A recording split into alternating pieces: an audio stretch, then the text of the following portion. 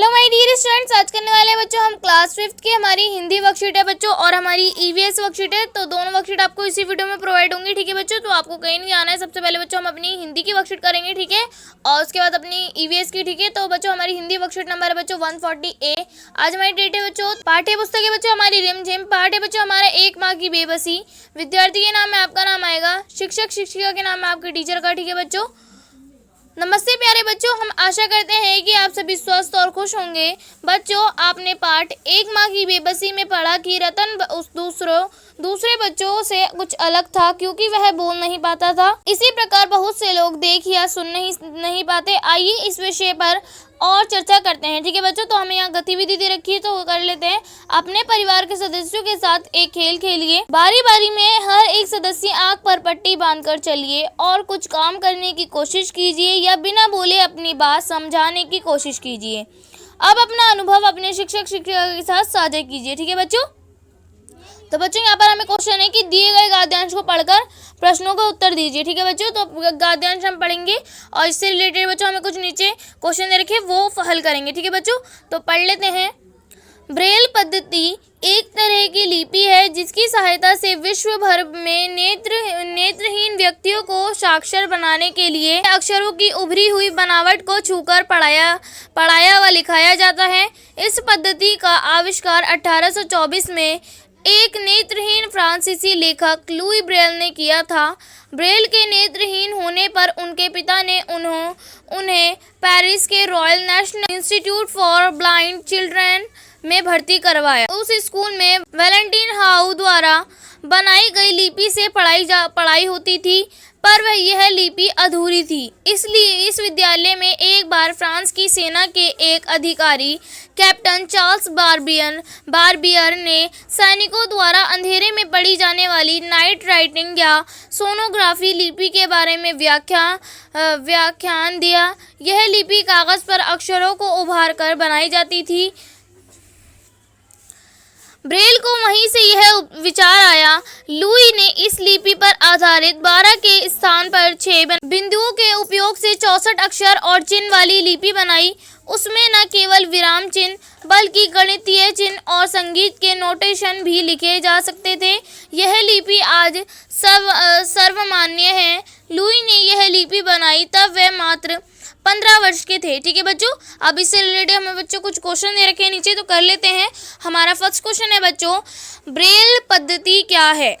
तो बच्चों इसका उत्तर देखिए, आपको इसी गद्यांश में मिलेगा बच्चों। यहाँ से आप लिखेंगे ब्रेल पद्धति यह एक तरह की लिपि है जिसकी सहायता से विश्व भर में नेत्रहीन व्यक्तियों को साक्षर बनाने के लिए अक्षरों की उभरी हुई बनावट को छूकर पढ़ाया व लिखाया जाता है, ठीक है बच्चों। हे तक आप लिख देंगे, ये हो जाएगा हमारा फर्स्ट का आंसर, ठीक है बच्चों। फिर हमारा सेकंड क्वेश्चन है, ब्रेल पद्धति का आविष्कार कब हुआ और किसने किया। तो बच्चों आपको उत्तर यहीं पे मिल जाएगा।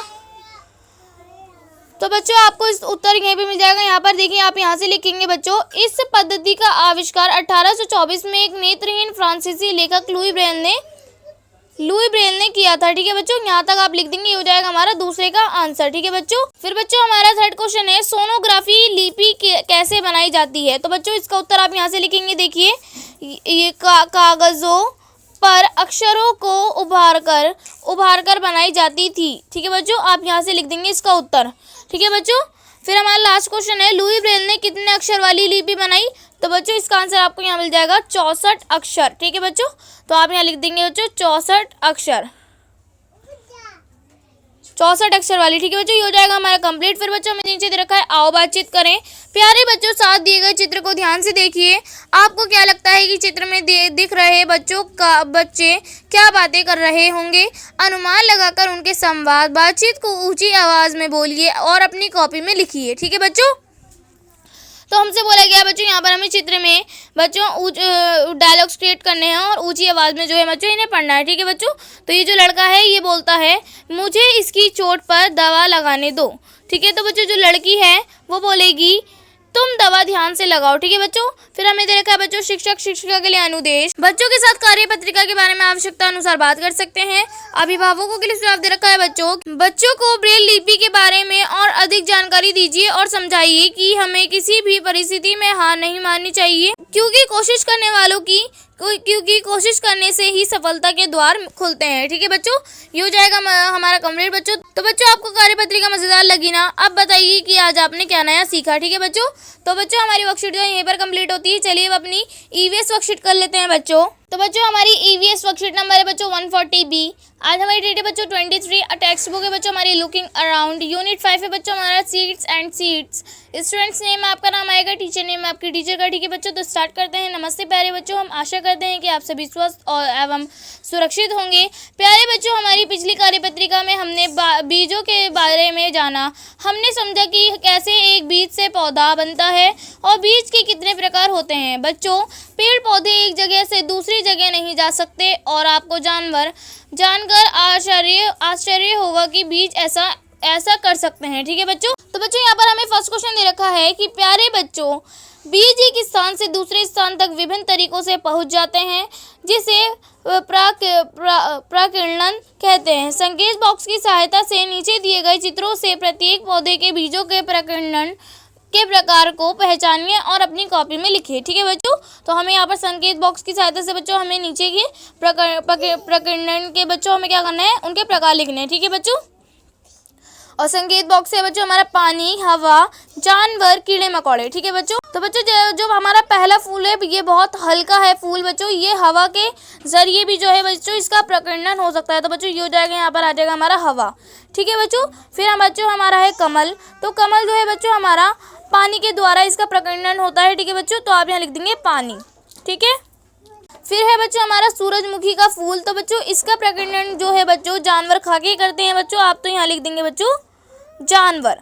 ठीक है, तो बच्चों ये है हमारा शहतूत। तो बच्चों ये जो है ये कीड़े मकोड़े जो है बच्चों खाकर जो है इसका प्रकीर्णन करते हैं। तो बच्चों आप यहाँ लिख देंगे कीड़े मकोड़े।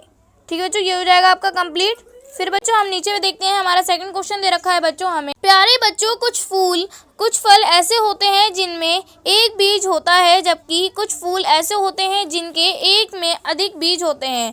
दिए गए संकेत बॉक्स की सहायता से तालिका को पूरा कीजिए। ठीक है बच्चों, तो हमें यहाँ पर तालिका पूरी करनी है बच्चों संकेत बॉक्स की सहायता से। तो बच्चों यहाँ पर हमें बताना है एक बीज वाले फल और एक से अधिक बीज वाले फल। ठीक है बच्चों, तो बच्चों जो हमारा बच्चों जामुन है बच्चों, ये हमारा एक बीज होता है इसके अंदर। तो बच्चों आप यहाँ लिख देंगे बच्चों जामुन। ठीक है बच्चों, ये हो जाएगा हमारा जामुन।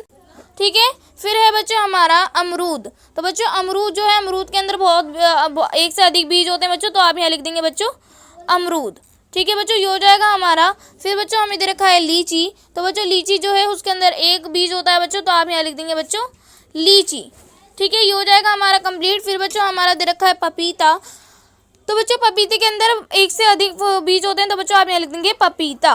ठीक है बच्चों, फिर है बच्चों हमारा बेर। तो बेर के अंदर जो है बच्चों एक बीज होता है, तो आप यहाँ लिख देंगे बेर। ठीक है, फिर है बच्चों हमारा संतरा। तो संतरे के अंदर बच्चों एक से अधिक बीज होते हैं, तो आप यहाँ लिखेंगे संतरा। ठीक है, फिर है बच्चों हमारा खरबूजा। तो खरबूजे के अंदर भी बच्चों एक से अधिक बीज होते हैं, तो आप यहाँ लिखेंगे बच्चों खरबूजा।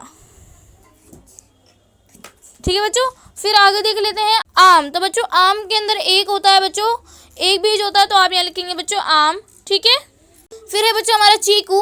तो चीकू भी बच्चों चीकू के अंदर एक से अधिक बीज होते हैं, तो आप यहाँ लिखेंगे बच्चों चीकू। ठीक है, फिर है बच्चों हमारी चेरी। तो बच्चों चेरी के अंदर जो है बच्चों एक बीज होता है, तो बच्चों आप यहाँ लिखेंगे चेरी। ठीक है बच्चों, फिर बच्चों हमें रखा है सेब। तो सेब के अंदर बच्चों है एक से अधिक बीज होते हैं, तो आप यहाँ लिखेंगे सेब।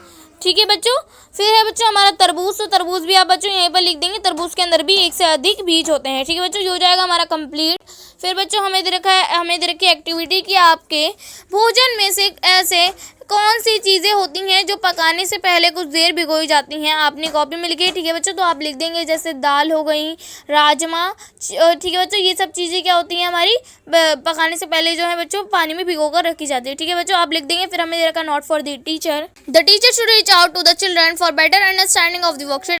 अभिभावकों के लिए साफ दे रखा है बच्चों कि बच्चों के साथ बीजों के प्रकीर्णन पर चर्चा कीजिए। ठीक है बच्चों, तो बच्चों हमारी वर्कशीट यहीं पर कंप्लीट होती है। आई होप आप लोगों को वर्कशीट अच्छे से समझ में आ गई होगी।